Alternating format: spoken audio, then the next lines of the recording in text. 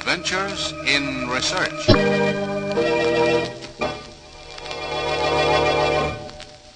All that time, experiment. Years we put in, and the darn stuff is useless.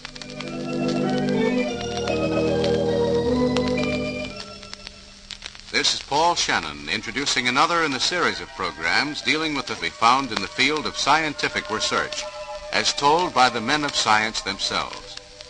And Phillips Thomas, research engineer of the Westinghouse Research Laboratories, who brings you today's story. Thank you, Paul. Hello, everyone. This is the story of Metal X, a story that until recently couldn't, for its plot was shrouded in secrecy, and its final chapter remained to be blasted with the greatest explosion ever known into the soil of Hiroshima and Nagasaki. But let's go back now in our history. November 11th, 1918.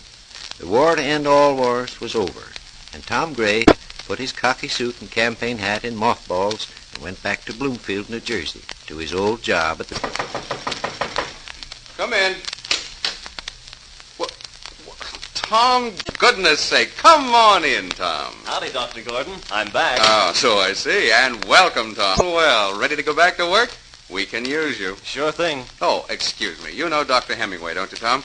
He's Assistant Director of Research now. I'm glad to know you, Doctor. How do you do? Tom is one of the best mechanical assistants you'll ever want to have in Dr. Hemingway. We can certainly use him, Dr. Gordon. And what are we working on now? Uranium. Who? Him. Tell him about it, Dr. Hemingway. Well, it's a metal. You know what we use for a filament in our electric? That's tungsten. That's right. Well, we're trying to see if we can't find a better filament by using uranium. It's a relatively new metal, Tom. Radioactive, like radium. That's way over my head, Doctor. We don't know much about it ourselves, Tom. But we're in the process of finding out. It's very hard to obtain, and that's pretty much against it. You can't get it in pure form, you see, so what we're doing here now is reducing it from its oxide ores. And that's a very difficult job. Difficult isn't the word for it. We don't even know what its melting point is.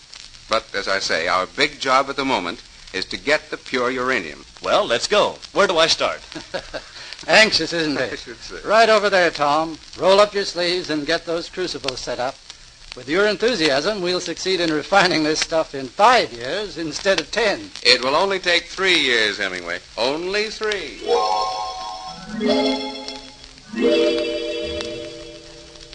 Tom went to work, eager and anxious to make himself useful in the experiments Dr. Gordon and his aide, Dr. Hemingway, were conducting. And the peaceful months went by.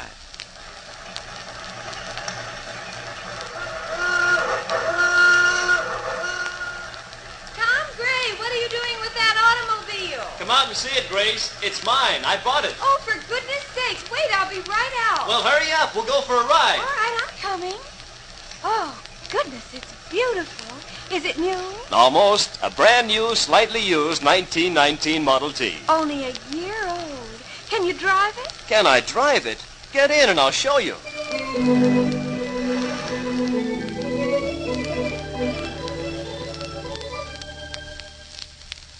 Grace, things are going pretty good now.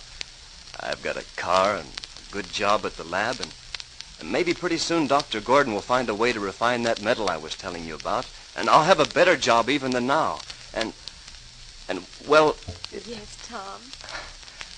Couldn't you... I mean, wouldn't this be the time... Oh, gosh, Grace. Will you marry me? Oh, Tom, even without the car and the job and the radium or whatever it is, I'd marry you now. Gee, you would? Oh, boy! Tom, where are you going? Crank this automobile and get it started. This calls for a celebration.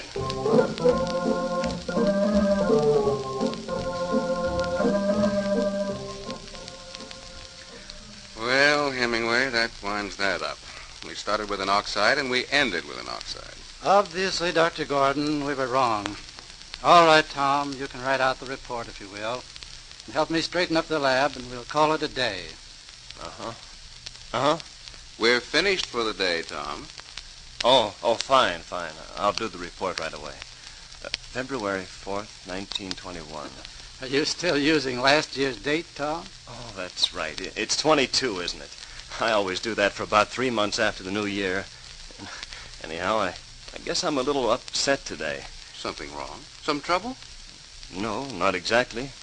But, well, I guess I can tell you now as well as tomorrow. I'm having... That is, Grace is. She's in the hospital now. Well, no wonder. Why didn't you tell me? You ought to be over there right now, pacing the floor the way all prospective daddies Well, do. as soon as I get this report done, Report nothing. Dr. Hemingway will be glad to do it, won't you, Doctor? Of course. You go over to the hospital with your wife. Yes, and don't forget to call me and let me know if it's a boy or a girl. You hear? Yes, sir. Even if it's 2 o'clock in the morning. Yes, sir. It was a boy, and they called him Tom Gray, Jr., after his dad. When the baby was about a year old, Tom grew tired of his lab work, left his job, and went out to the West Coast. But back in Bloomfield, New Jersey, the search continued for the way to refine uranium. Any mail today, Grace? Yes, Tom. Where is it? Oh, right here on the table. From Dr. Gordon. I'd know his handwriting anywhere. Well, it must be good. Yeah. What do you think? They found it. Last May. I was betting 3 years, Tom, he says. But it took 4. What? Huh? What's the for? Oh, nothing.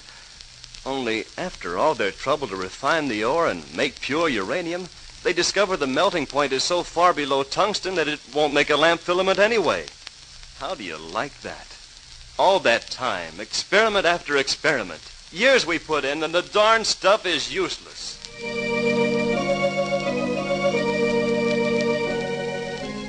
But was it useless? As a lamp filament, yes. However, Dr. Gordon found other laboratories wanted small quantities of his pure uranium. So he refined and furnished small bits of it for strange and amazing experiments in a science called nuclear physics, which included small-scale smashing. And the world at peace moved along.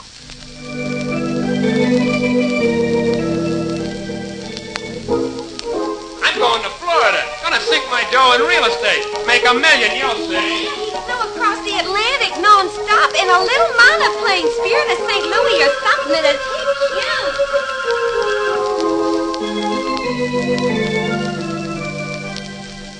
Oh, I cried my eyes out. It was so sad.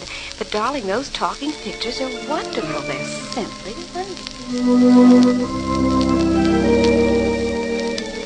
I'm betting Hoover will win by a walk. Well, my money's on Smith. The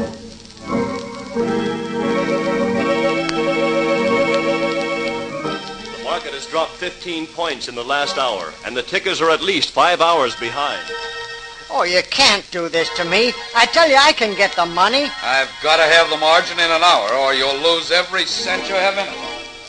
We need a new deal, and we'll get a new deal. New jobs and money in circulation again. Oh, listen to that maniac Hitler. What's he? Just a raving paper hanger? Don't be foolish. There won't be another war. Of course not. Don't you think the world learned its lesson from the last war? It was fought to end all wars. And that's just what it did. And now here's a news flash. Pearl Harbor has just been bombed.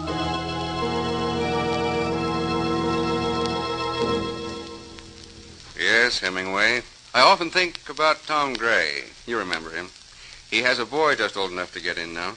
And if he's like his dad, he's in already. I wonder what's become of Tom. I can still see him the day he walked in here after the last war. And Tom was burned up because he wasn't in the fighting. I only wish there were something I could do to...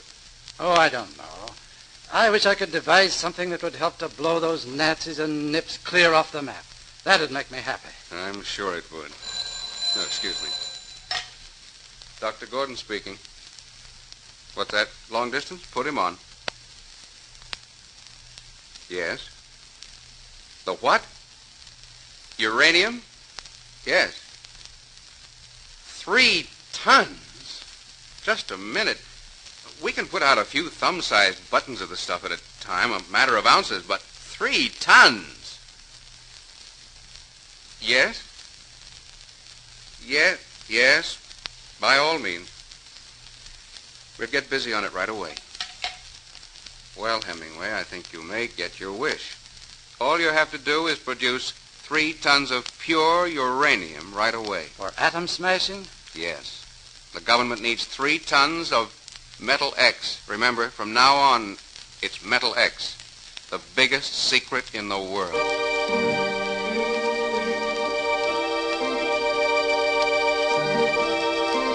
And while men and women of America girded themselves to meet the crushing claws of a vicious enemy, while production lines strained to get out the goods, while men mobilized to crush the foe, Dr. Gordon and Dr. Hemingway turned in earnest to the task of producing pure uranium, Metal X. I don't care where you get them, but get them.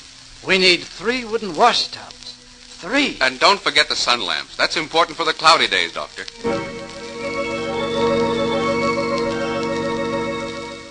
Hey, wait a minute, son. You can't go in there. I'm supposed to deliver this auto jack to Dr. Gordon. He said he had to have it. Okay, but this is as far as you go. I'll take it from here. Yeah, but they told me I was... Scram, buddy, scram. This is government business. 25 ounces a day is better, Hemingway, but it isn't enough. Let's get 3 more wooden tubs and try those new electrodes. That will help. We'll add them right away. 25 ounces, 50, 100, then 200 a day. And still they worked to boost it. Metal X was a must, but few knew why. This is good, Hemingway. Fine. 500 pounds of pure, refined Metal X a day. We've got it down from $1,000 a pound to just 22.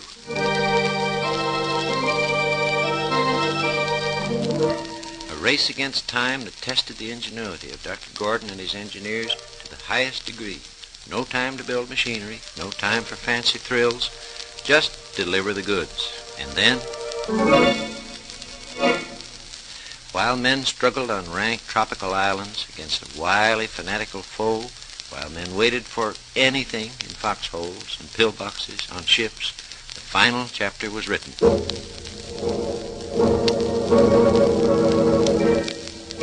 The atom bomb, created from experiments with Metal X, wrote a rumbling, roaring end to World War II, blasted the world into a new atomic age. Metal X, Dr. Gordon's uranium, it was no good for electric bulbs, that helped to stop a war.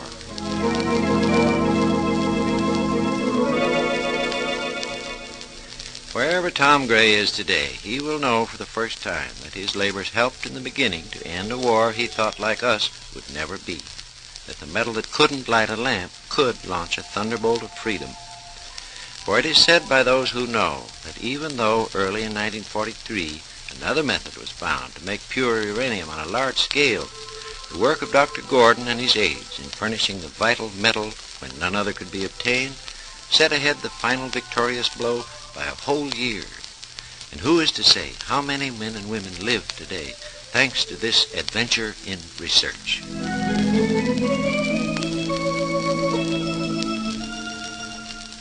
You have heard another in the series of stories as told by Dr. Phillips Thomas, research engineer of the Westinghouse Research Laboratories, one of which at the Lamp Division in Bloomfield, New Jersey, was the scene of this story.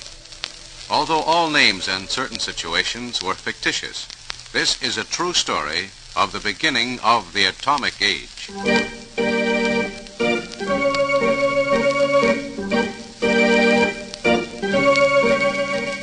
Be sure to join us again next week when Dr. Thomas will be back with another interesting story on Adventures in Research.